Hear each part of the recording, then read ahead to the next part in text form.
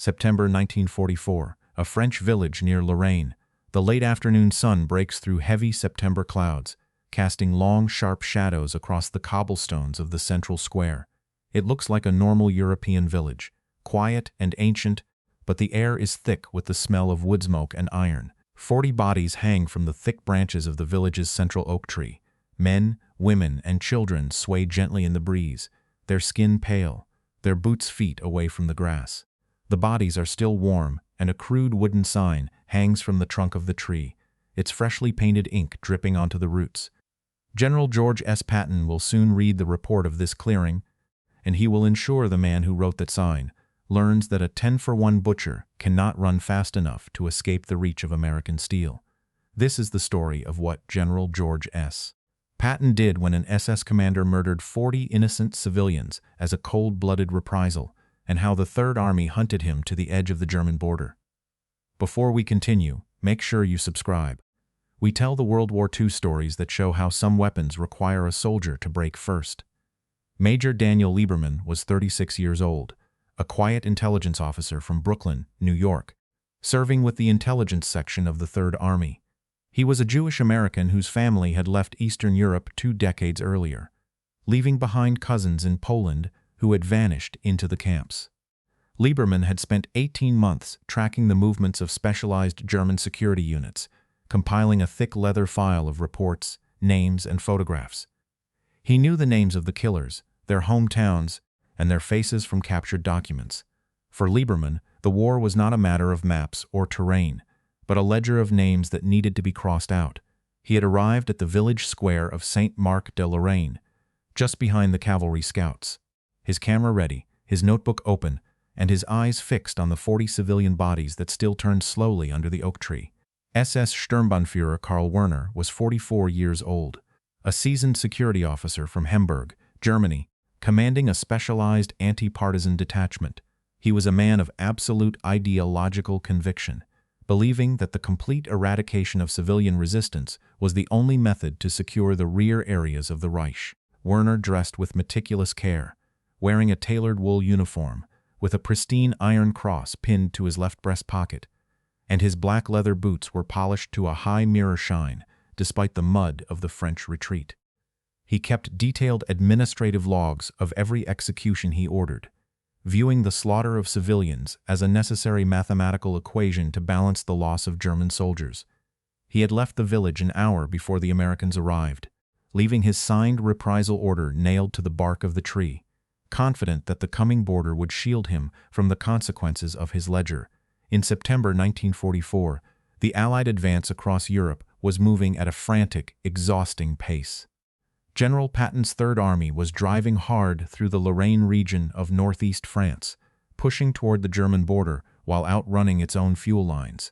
The rapid advance created chaotic, fluid front lines where entire German units were bypassed, cut off, and forced into desperate retreats. In this vacuum of control, retreating SS units turned to extreme violence against the local populations to delay the Allied momentum and punish the French population for supporting the advancing Americans. This chaos allowed specialized anti-partisan forces to operate with absolute brutality away from the main lines of combat. Higher military commanders in other sectors had frequently let these secondary atrocities slide, classifying them as unavoidable rear area skirmishes or matters for post-war courts. Regular divisional officers were focused entirely on securing bridges, managing fuel shortages, and breaking the main German defensive lines, meaning that fleeing security detachments often slipped through the cracks of the operational maps.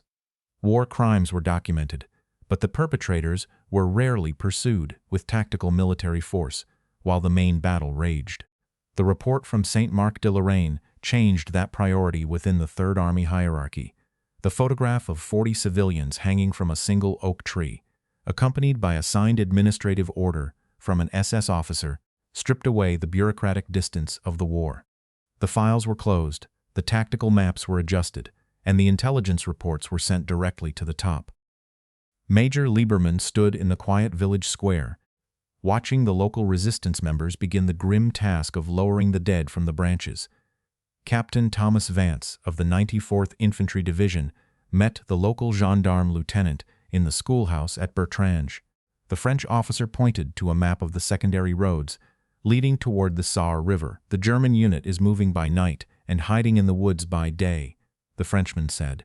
They cannot move faster than 20 kilometers a day with their horse-drawn wagons, Vance answered. They are not just moving, Captain. They are clearing the path behind them, the Frenchman said, dropping 3 spent shell casings onto the wooden table. Vance picked up the brass and looked at the German markings on the base. We found 10 more outside the bakery an hour ago, including the mayor and 2 boys who carried water for the horses, he said. Werner is following the old manual from the Eastern Front, the Frenchman said, wiping his face with a soiled handkerchief. He believes every civilian is a telegraph wire for your tanks. He is an animal who belongs in a cage, Vance said. He is not an animal, Captain. He is a bureaucrat with 40-50 caliber machine guns and 300 landmines, the Frenchman whispered. Vance walked out to the hood of his Jeep and unrolled the daily operational overlay. The division was ordered to halt and wait for fuel trucks from the western depots, leaving the flank completely open for another 12 hours. We cannot cross into the boundary of the neighboring corps without authorization from 3rd Army headquarters. Vance told his platoon sergeant, "The SS do not care about your boundaries, sir.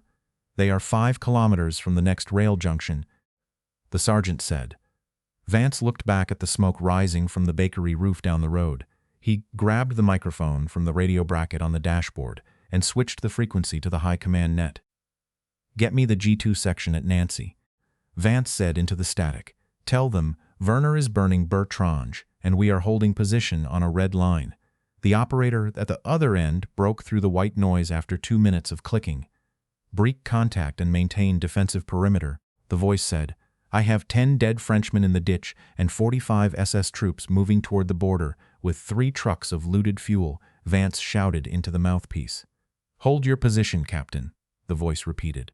Vance slammed the microphone back onto the metal hook and turned to his sergeant. "They are going to let him walk right into Germany because of a grease pencil mark on a map." The report reached Patton within the hour. Patton arrived within the hour. His open-top command jeep skidded to a halt outside the schoolhouse, kicking up a cloud of white dust over the limestone walls. The general climbed out before the vehicle had fully stopped, his uniform immaculate, the 4 silver stars on his helmet gleaming in the gray afternoon light. The ivory grips of his revolvers rested against his hips. He walked past the guards without a word, his face hard as flint, and entered the map room where Major Lieberman stood waiting. "Did you find him?" Patton asked. "He is holding 3 farmhouses near Falk, 6 kilometers from the border," Lieberman said. Patton looked down at the tactical overlay on the table, his fingers tapping against the map case. "He does not cross that line," the general said. "Werner says he is conducting legal rearguard actions under his own command authority." Lieberman answered. Patton studied him for a long moment, his voice quiet but sharp. "A man who hangs 14-year-old girls from an oak tree does not have authority. He has a rope. I want his detachment surrounded before midnight. Use the tank destroyers to seal the eastern road. If he tries to slip across the border, blow the road into the sky." Lieberman nodded. "He demands regular prisoner of war status if he surrenders to our units. Tell him he can discuss his status with the hangman," Patton said, leaning over the table. "This is not a tactical retreat. This is a criminal flight. You tell that German bastard that he has exactly 10 minutes to order his men down into the courtyard with their hands on their heads. If those weapons are not stacked by the time the watch ticks over, you will level every stone of those houses with high explosive shells." Patton stood straight, adjusting his leather belt. He thinks the rules of civilized warfare will protect him after he broke them across 3 nations. He is wrong. You tell him that the Third Army does not trade paper with murderers. He will stand trial in a French court, or he will rot in that field.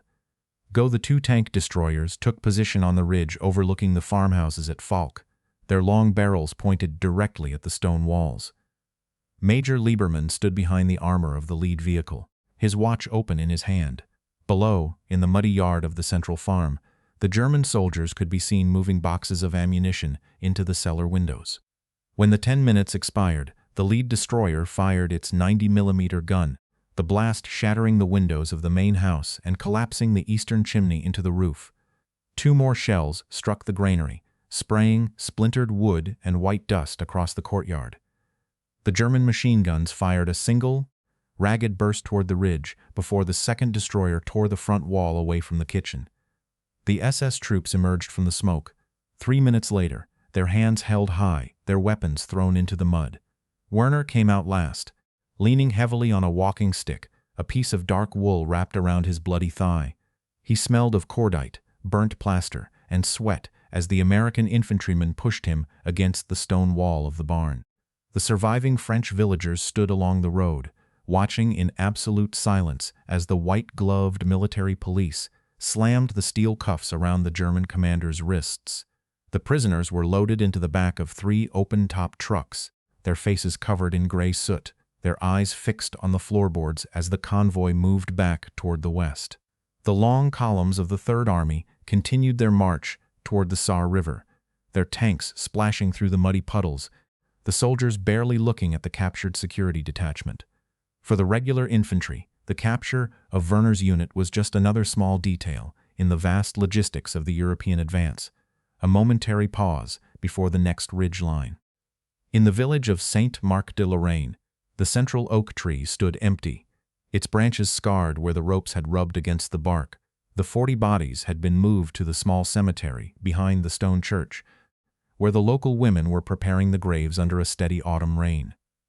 Madeleine Roussel sat on the steps of the schoolhouse, a woolen army blanket wrapped around her narrow shoulders, watching the American trucks pass through the square.